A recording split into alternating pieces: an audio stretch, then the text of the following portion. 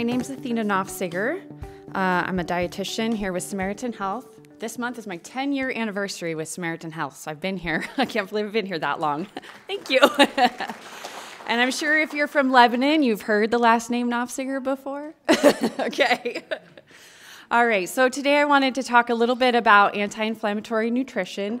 I'm going to explain a little bit about inflammation and then talk about foods that increase inflammation. And then I'm going to go through the different food groups and hopefully give you guys some easy tips on foods to take in that decrease your inflammation. And then if I can get through all that, we're going to make a smoothie.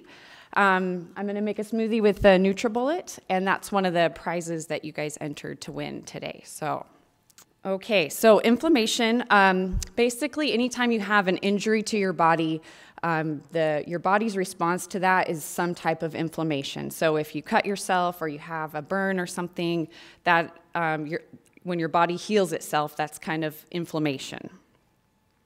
So there's acute and chronic inflammation. So causes of acute inflammation would be burns, so a sunburn, a burn on the stove, a chemical irritant, a bacteria or a virus, a physical injury, so if you were to hit your thumb with a hammer, that's an acute inflammation, or an allergic reaction.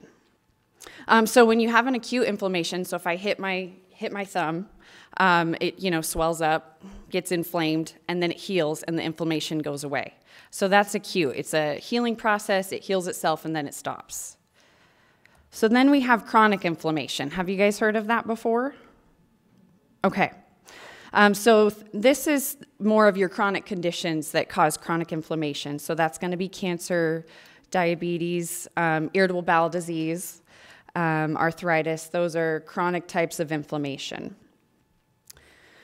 So some examples of what happens with that. In heart disease, say we eat a high cholesterol diet, and it causes damage to our arteries. So your body tries to heal that damage, and when it's doing that, it's inflamed. And since we continue to eat high cholesterol, your body is always trying to heal itself, and it's always inflamed. So that's kind of the difference between the acute and chronic. Your body is constantly trying to heal that damage. The same thing with high blood pressure. So if you have high blood pressure and that pressure is on your artery walls, your body is always trying to heal those arteries, and so you're chronically inflamed. And the same kind of thing with diabetes. Other inflammatory conditions are irritable bowel syndrome, Crohn's disease, rheumatoid arthritis, and obesity. Those are also inflammatory conditions. So I kind of have a picture of one of those examples. So this is for high blood pressure. So you can see the one blood vessel with the arrows is trying to show the pressure on the artery walls. And then in the other picture, you can see on this side, it's kind of cracked, so it's showing that it's damaged. And so then that area becomes inflamed, and the way that our body heals itself to heal that area is the formation of plaque. So you can see that plaque build up, and then you can see then that there's not as much space for your blood to go through anymore. Okay, so that's what chronic inflammation is. So does healthy eating really make a difference? So it has been shown that people who follow the Mediterranean diet, have you heard of that diet before? Okay. If they follow the Mediterranean diet, in this particular article for 5 weeks, they had lower measures of inflammation. So within a 5-week period, which isn't very long, they were able to see a difference. There was another 12-week trial of healthy diet, exercise, and stress, and that reduced inflammation levels.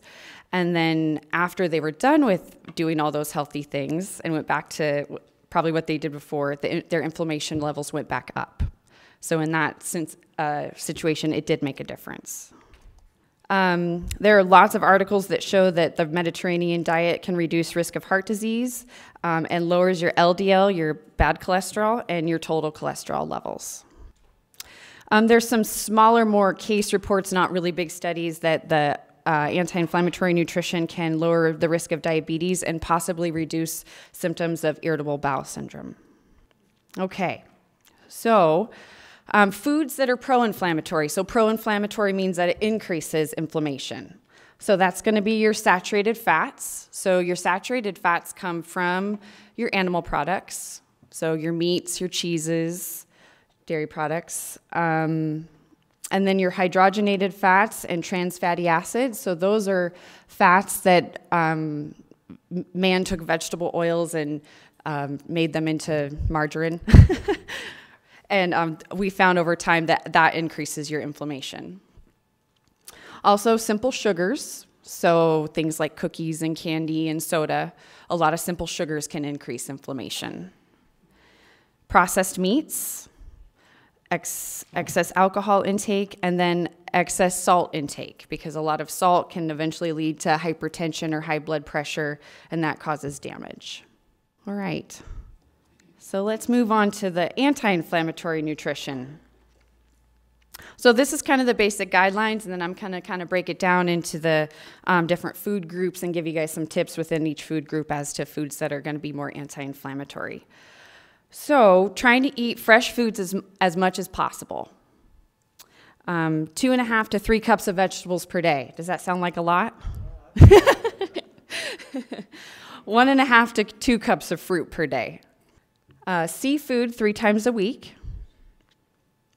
And then following a low-fat diet.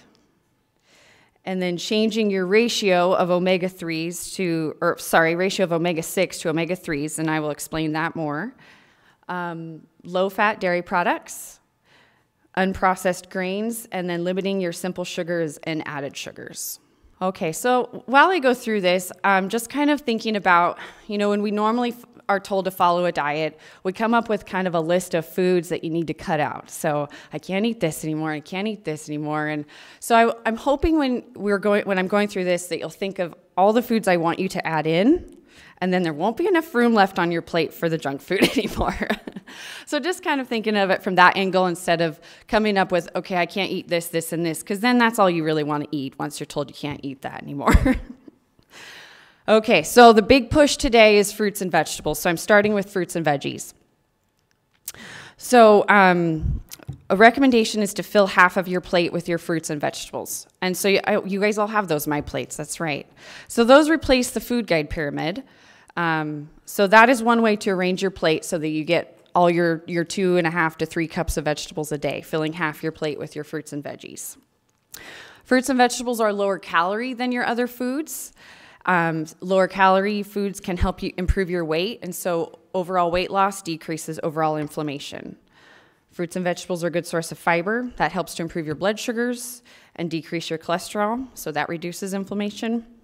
Your darker fruits and vegetables are higher in antioxidants, and that can decrease inflammation. So some of those are carotenoids. Have you heard that word before? So those are your red, orange, and yellow pigments in plants. Higher consumption of those decreases your inflammation. So that can be things like pumpkins, carrots, your squashes. And then there's cruciferous vegetables.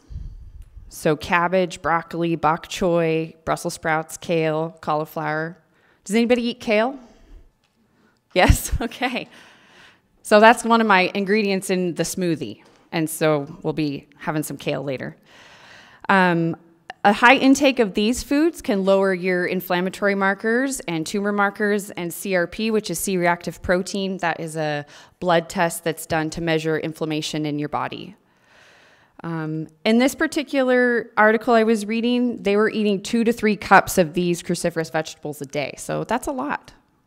The other part of it was their red meat intake was only 2 to 3 ounces per day, so that's not very much red meat. So it's kind of, was it all the intake of all those good veggies, or that they didn't have much meat in their diet, or a combination of the two things?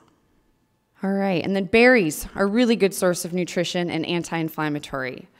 So unfortunately, we're getting out of berry season, but blueberries are really good to, they looked at inflammation in smokers, and they ate berries for 3 weeks and had lower inflammatory markers after 3 weeks. So that's not very much time to make a difference.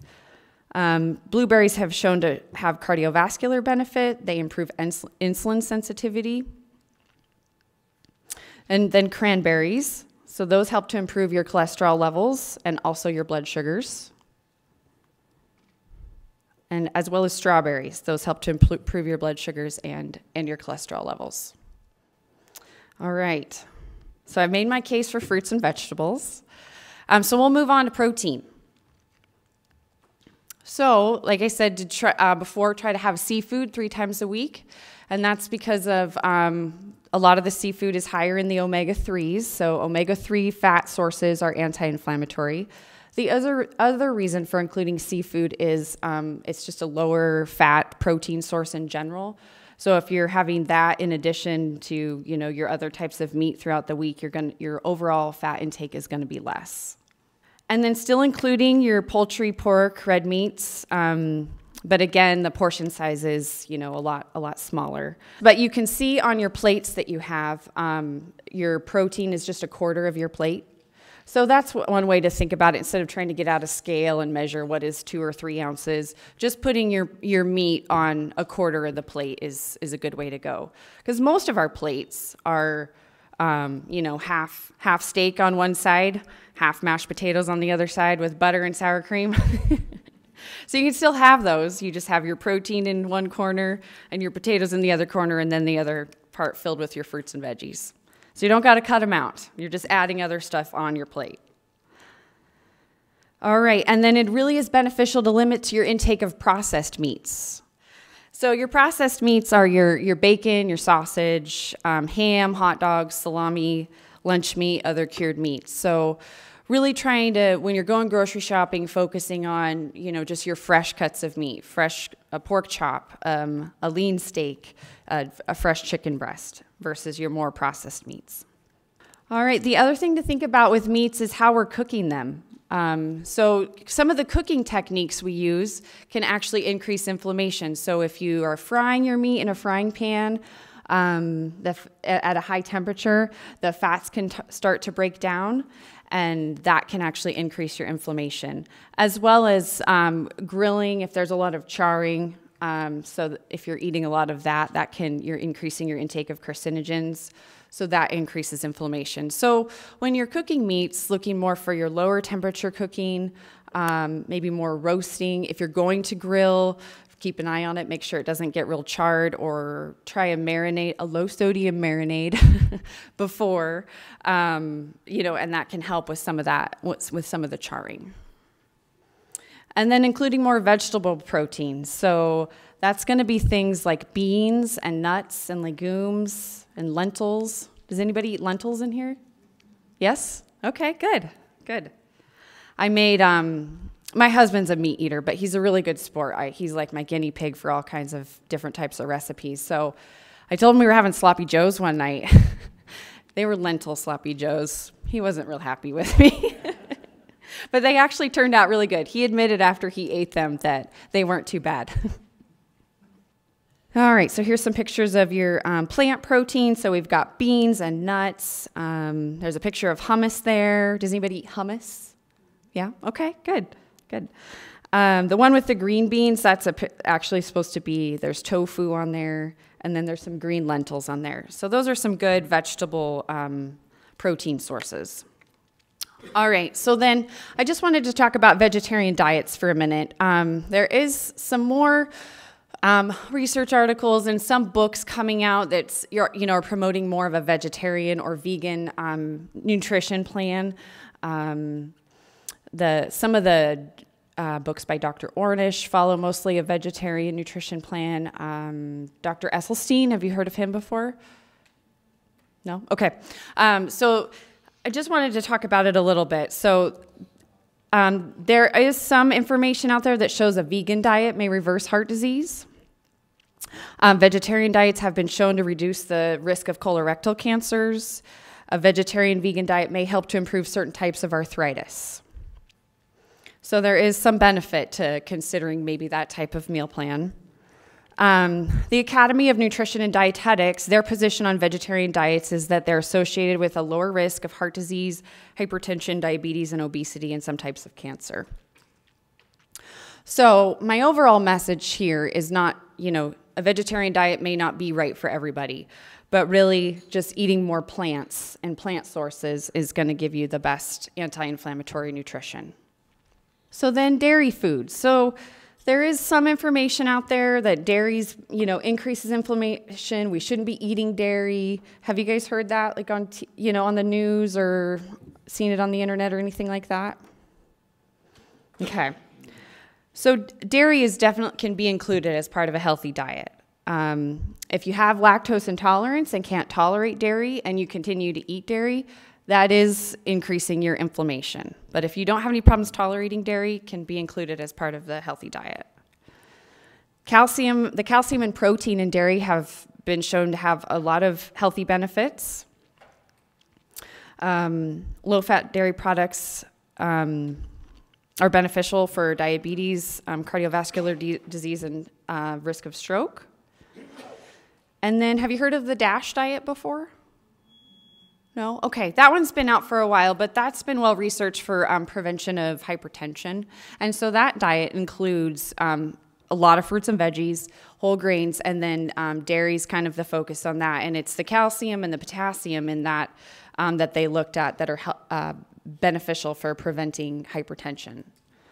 So low-fat dairy products can definitely be included. So this is what I consider low-fat dairy products. So low-fat cottage cheese, yogurt, your Greek yogurts, kefir, and milk. So what am I missing on here? Cheese. Yes. So I think cheese can definitely be used in moderation. It really goes back to our portion size of cheese. So I'm going to break your heart here. An ounce of cheese is a serving, and that's the size of 2 dice. Yes.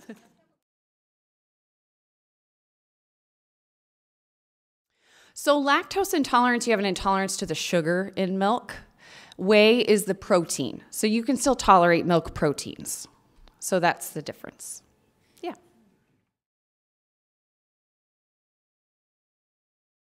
Well, most people just know when they drink a glass of milk or eat ice cream, they don't feel very good. They have bloating or diarrhea.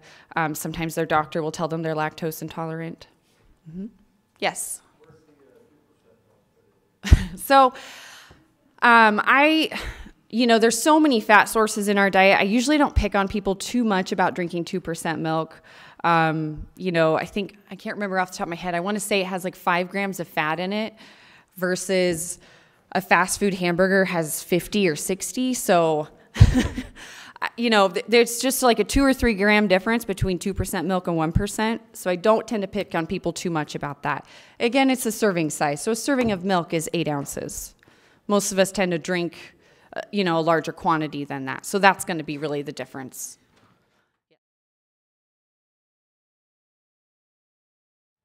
So soy milk and almond milk, if you have lactose intolerance and you want to include those, I recommend you include them fortified with calcium. You can drink those even if you don't have lactose intolerance, if you like to drink them. They're other good sources of nutrients and proteins and more plant-based fats.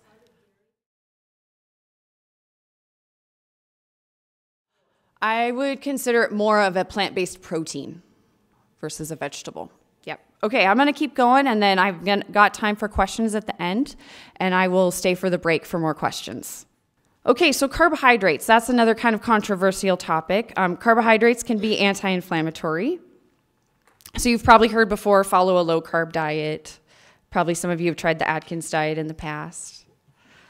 But carbohydrates can be anti-inflammatory. So that's including a lot of whole grains. So, we're told to eat more whole grains. So we think whole grain rolls, whole grain breads, whole grain pastas. Those are all good to include. And then to get your less processed types of grains, including more things like quinoa and bulgur and millet. Have you heard of any of those before? Yes? Okay. So if you haven't, we're going to have quinoa with our lunch today. So quinoa is a grain. It is a good source of protein. It doesn't have any fat until we add fat to it. So it's just another way to get carbohydrates in a whole grain anti-inflammatory source. You can get more fiber in your diet with beans and lentils and legumes. And that's anti-inflammatory. And then with carbohydrates, you really want to limit your intake of high sugar and high fat carbohydrates. So it's not so much that carbohydrates are bad for us, it's more of our choices of carbohydrates. So I've got some pictures here. So you can see there's a big difference between eating a donut and having a bowl of Raisin Bran cereal or a cupcake instead of a bowl of oats. that kind of thing. So there's kind of a wide range of carbohydrate sources. So we don't necessarily need to cut carbohydrates out of our diet. They can definitely be a really healthy anti-inflammatory food source. All right, and then more of those. There's a picture of some more of those grains. Somebody made a face at me. So some of those whole grains are rice. There's a picture of corn there. The quinoa's up there. Millet. Let's see what else is on there. I think there's bulgur there. So if you're wanting to experiment with more different types of grains like that, the Whole Grains Council website is a really good source of recipes. If you want to try millet and make millet pancakes, there's a recipe for that on there. In Lebanon, the best place to buy some of these things would be Mega Foods. They do have a little bit of a bulk food section there if you wanted to try any of these things. That would be your cheapest place in Lebanon. So since we're talking about grains, I did want to briefly touch on gluten. So there is a lot of controversy out there that gluten increases inflammation. Have you heard of that before? No? Okay. So if you Google gluten, you can see all kinds of stuff that, gluten is bad and you need to cut gluten out of your diet. And I've seen a lot of information that it increases inflammation. So gluten is the protein in wheat. That is all that gluten is. I know there's all kinds of diet books based around gluten. I've read the Wheat Belly diet. So it really is just the protein in wheat. That's all that gluten is.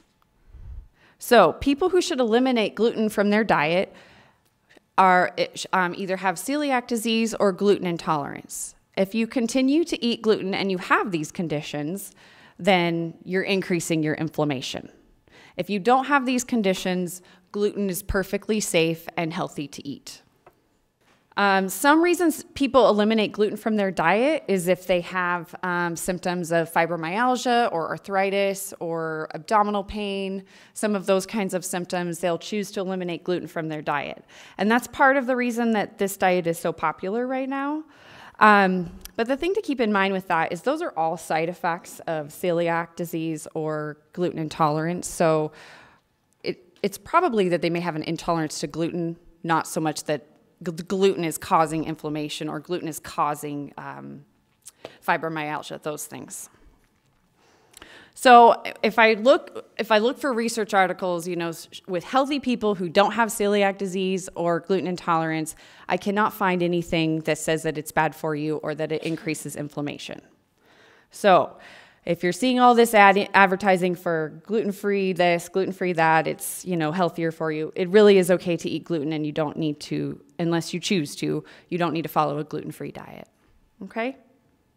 So when wheat products are pro-inflammatory or increase inflammation, it's when we consume them in the high-fat, high-sugar products. So it's not the gluten that's bad, it's how we consume them. So the cookies, cakes, donuts, those kinds of things. So I'm sure you've heard in the past, cut back on your saturated fats, eat more omega-3s. So we still want to do that, but really what's kind of being shown now is that you want to reduce your overall fat intake, not necessarily just, cut out saturated fats and add in omega-3s. And then also, did you hear on the news that about the dietary cholesterol, that you didn't need to limit your dietary cholesterol anymore? I don't remember when that was, but so really that's showing that, our dietary cholesterol doesn't affect your blood cholesterol lab. But what you do need to consider is just decreasing your overall fat intake. That gives you the most benefit versus focusing on, okay, I can only have 200 to 300 milligrams of cholesterol because that's what the dietitian told me to do. Okay, so really getting a combination of omega-3s and omega-6s. So that's getting some fats from animal products, getting some fats from plants, and then just looking at your overall total fat intake, so just following an overall low-fat diet. So again, that's going to be the same thing, adding in more fruits and vegetables and really cutting back, or I don't want to say cutting back, but a smaller portion of your meats. You can supplement with omega-3. That can improve inflammation, so that would be taking a fish oil supplement. You can take 2 grams a day of that safely. And then again, I talked a little bit about with the meat, but the cooking techniques of fats can increase inflammation. So have you ever cooked with olive oil and it's gotten too hot?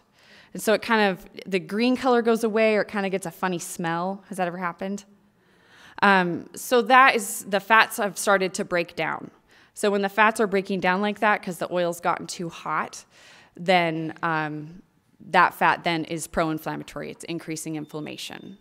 So you really want to, if you're using olive oil, not cook it too hot. How about palm oil? Has anybody used palm oil before? No? Okay. That's kind of a popular oil right now.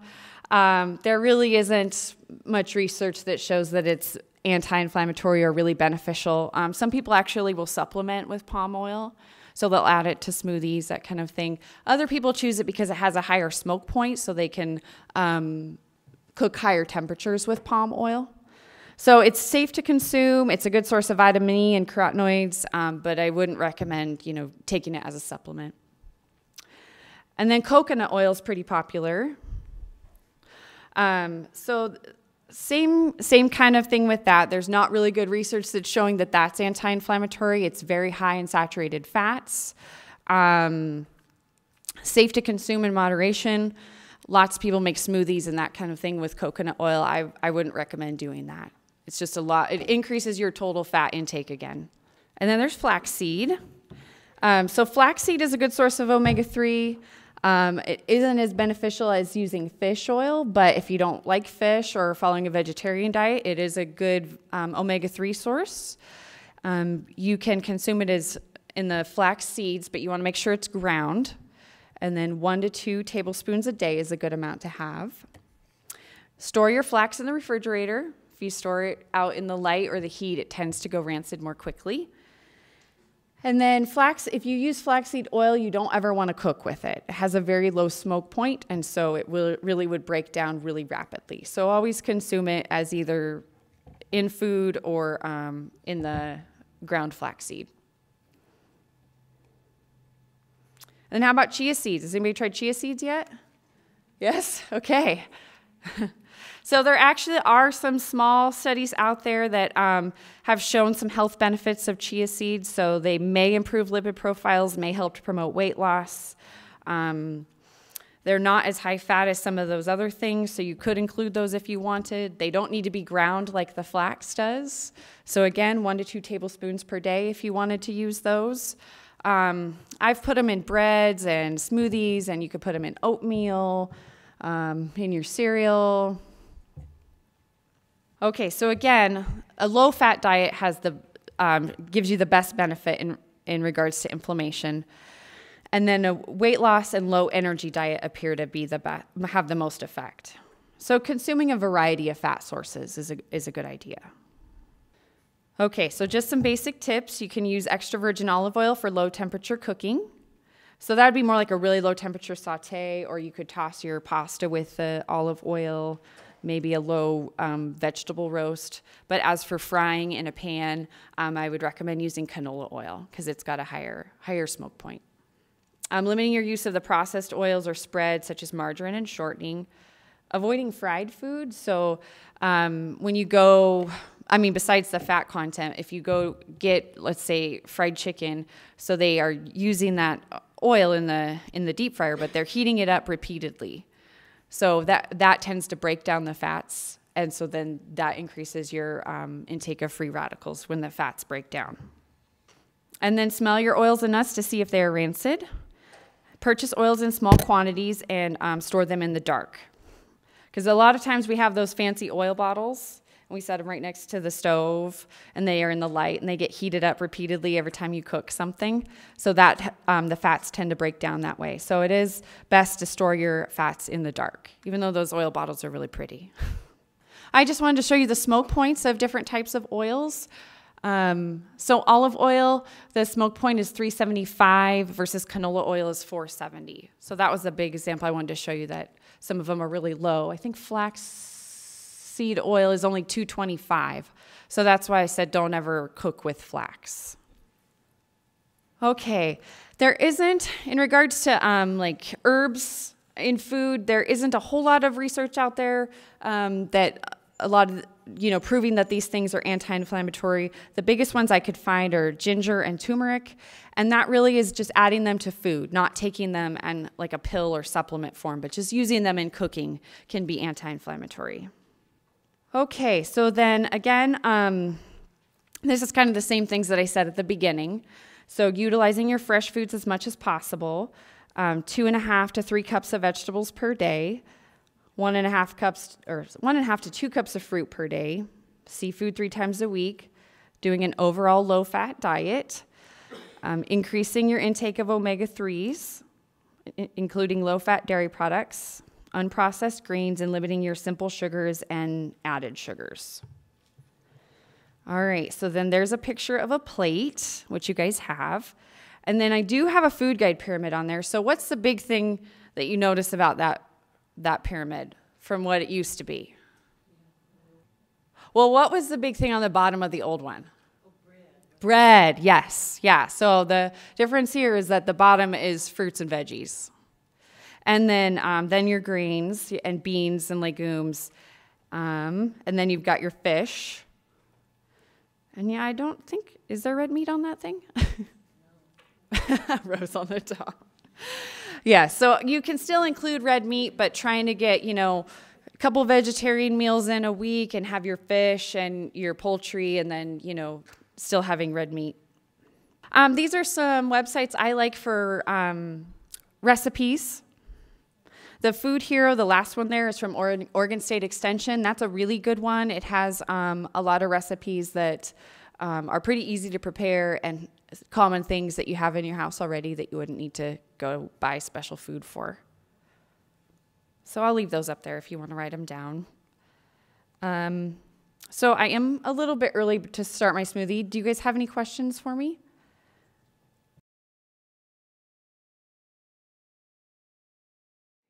Oh, that means low calorie. Yes, yes. Mm-hmm. Yep.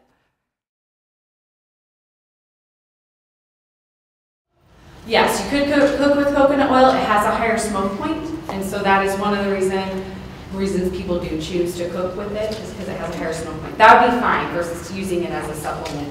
Yeah. Mm-hmm. So so do you eat you just don't like fish? So you could take a fish oil supplement if you want. Other than that, just, if you want to get more omega-3s in, like the avocados and walnuts, maybe try the flax seed. You could try chia seeds, and that would give you some of the benefit of the fish.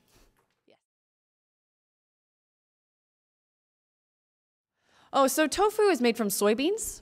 So it would be in the vegetable proteins. Mm-hmm.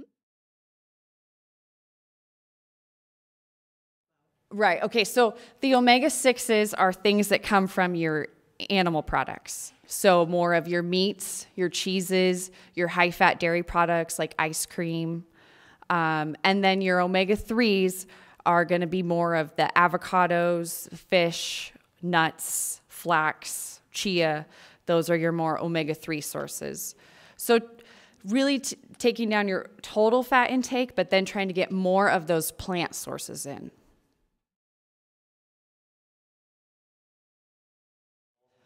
Yes, that all is included because the fish is the highest in the omega-3s, but other sources of seafood are a really lean protein. So having those in combination with fish is great. Mm-hmm. Yes.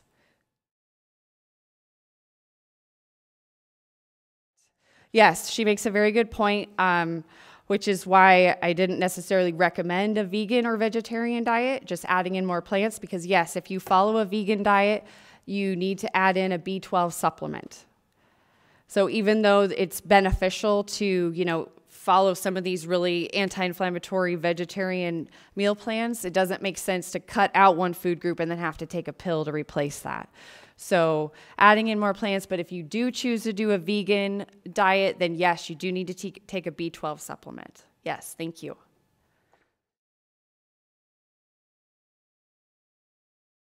So that's kind of a personal, Splenda is considered safe. Some people want to eat more of a whole foods type of diet, so they're not going to choose to, use an artificial sweetener.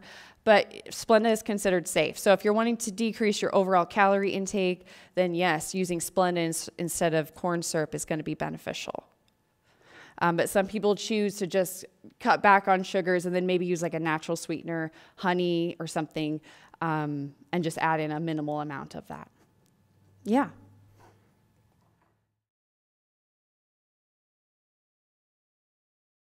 So that one with all the veggies is kind of an old one. The American Heart Association still says if you have heart disease or risk of heart disease to limit to like 4 eggs a day, or a day, 4 eggs a week. But, it's kind of conflicting now because that, information came out that limiting your dietary cholesterol intake doesn't affect your lipid profile. So eggs are a good source of protein. If you are eating a high fruit and veggie diet and limiting your overall fat intake, you can definitely include eggs as part of your diet. Yes. Ooh. I haven't looked that up specifically. I'll have to do that. Okay, so I'm going to make the smoothie and then I will answer some more questions after that. So if you can hear me okay, I'll answer your cereal question. When you're looking at cereals, you want to look for your whole grain cereals and things that are high in fiber. So, okay. Yeah. Can you hear me? Yeah. So Cheerios are fine. I mean, without all the sugar and honey nut Cheerios and all that kind of stuff. The main ingredient in Cheerios is oats. So if you're looking for, kind of a whole grain cereal source, you could eat Cheerios. And they're not real high in fiber, so they're not going to have, are those the ones with the little bee on them? The bee healthy or the honey nut Cheerios have the bee on them. Okay, all right. So, you can definitely include Cheerios, but they're not going to be as beneficial as some of your other higher fiber whole grain food sources. Maybe like grape nuts or bran flakes, those kinds of things are going to have a lot more fiber in them. So then maybe you mix your bran flakes with your honey nut Cheerios. How about what? Cashew? Yeah, so that's got a lot of whole grains and nuts and seeds in it. So those can be, really anti-inflammatory. Just look at kind of the fat content and if it has any added sugar. A granola is another one that's kind of tricky that way because it tends to be really high. Some of them are really high fat and very high sugar, even though we all consider granola pretty healthy. All right, am I good to go? Okay. All right, so I've only run a NutriBullet 3 times, so I might make a mess. So today we're going to do berries in the NutriBullet in the smoothie and kale, and then I'm adding in kefir. So kefir is a liquid yogurt. Has anybody had kefir before? A few, okay. So you've heard of all those yogurts that are high in the probiotics. So this is a high probiotic liquid yogurt. And it's a good source of protein. So for a cup of this, there's 11 grams of protein. So that's why I chose it for the smoothie as the protein base. All right. So I'm going to put the kale in first, and I'm using my hands. We're not eating this one. So has anybody run a NutriBullet before? Yes? Okay, so you're probably better at this than me. That was about a cup of kale. Yeah. So what I was reading in the instructions for these smoothies was, filling half of this container with your vegetable and half with fruit. So that would be getting in 1 of your cups of vegetables.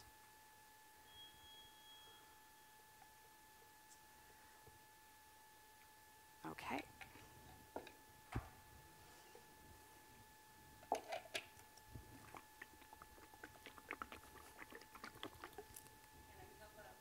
I'm going to do a cup of, oh yes, cup of berries, yeah. Yep. And then I'm going to add in a cup of this kefir.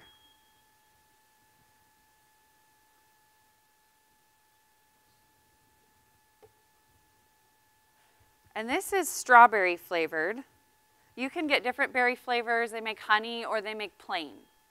So if you don't want to have any, added sugars in there, you can use plain kefir. All right. feedback, so why don't you just turn your mic off and then we'll just do our best. Okay. Yeah. Okay. Yeah.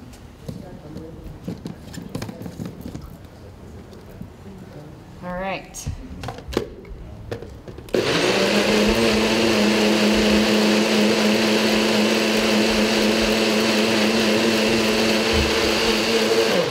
Okay, that's it. So it mixes in the kale really well. There's a couple little green specks in there, but it mixes in pretty smoothly. And then this comes with other little like travel cups, so you can put the little lid on it if you want to drink it right then, or it comes with a to-go lid. So they're making us these for lunch today, so you get to try them as our dessert for lunch. Just a quick blurb on smoothies. So smoothies can be a really good way to get in vegetables and fruits. They can also be really high calorie. So I was messing around with this thing and I did one at home that had kale and then some berries, and then I added in Greek yogurt and threw in a handful of hazelnuts. And then I calculated the nutrition information, it was like 500 calories. So the thing with these is just look at what you're adding for your liquid. You know, probably not juice, that's gonna add in a lot of simple sugars and calories. You know, that's why I chose the kefir. You could add in, you know, cottage cheese. If you want to do more vegetarian, you could even add in a little tofu and then some water as more of a lean protein. With these, with the NutriBullet, the protein they added in almost every time was nuts, which nuts are really good for you, but it does add in a ton of calories and not as much protein. So I would recommend just being aware of that if you decide to use these as a way to get in more vegetables. The other thing to keep in mind with smoothies is that, you know, some people it isn't beneficial for them to drink, you know, do a drink. Like if you're really hungry, you're gonna get a lot more satiety from eating a big salad full of kale with lots of veggies on it versus pureeing it up into a liquid. But this is great if you don't have time to eat a vegetable or you don't like vegetables. That's another way to get in a good source of vegetables. Okay? All right. Thank you.